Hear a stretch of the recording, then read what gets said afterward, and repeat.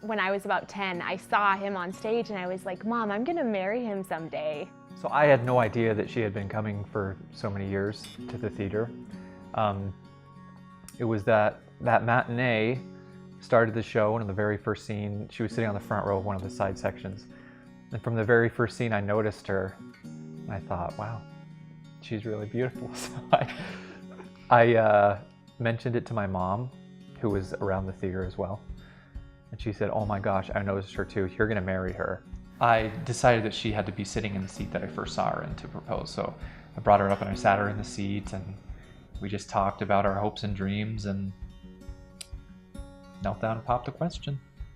When he asked me to marry him, it was like, no question, you know, everything was so comfortable and I was so excited. But I remember we had conversations about, we were also surprised about like how normal it felt, you know? We're just like, of course we're engaged, of course we're getting married. So the morning of our wedding, I was really nervous.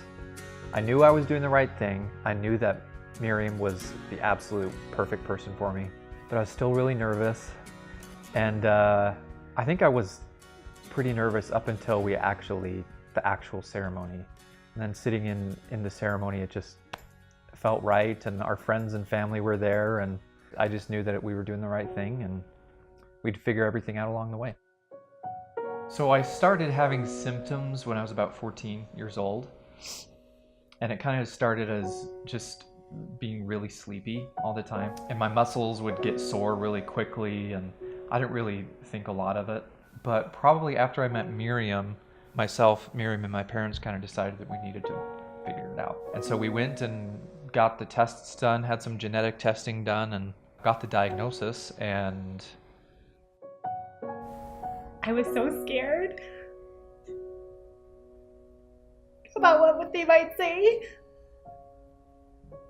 But then it was really amazing because when they told us what his diagnosis was, they said, you know, it's called Pompe disease. It's a really, really rare form of muscular dystrophy. And you guys are really, really lucky because it's the only type of muscular dystrophy right now with any sort of a treatment. It's not a cure. It's a progressive disease, so it's going to get worse, but this treatment will hopefully, you know, slow the progression.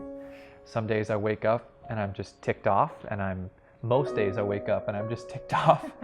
I compare our lives to people who are you know, physically healthy. I think if only I was physically healthy, you know, all these things I could have accomplished by now. And I remember early on in his diagnosis, realizing that we weren't going to be able to like quantify the happiness and the success of our marriage the way it seemed that others were. We just know that we take things a day at a time, and that we don't have to be doing anything extraordinary to be happy. That just being together, you know, it's all we need.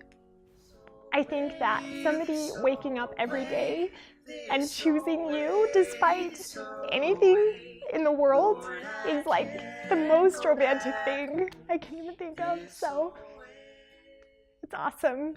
Yeah.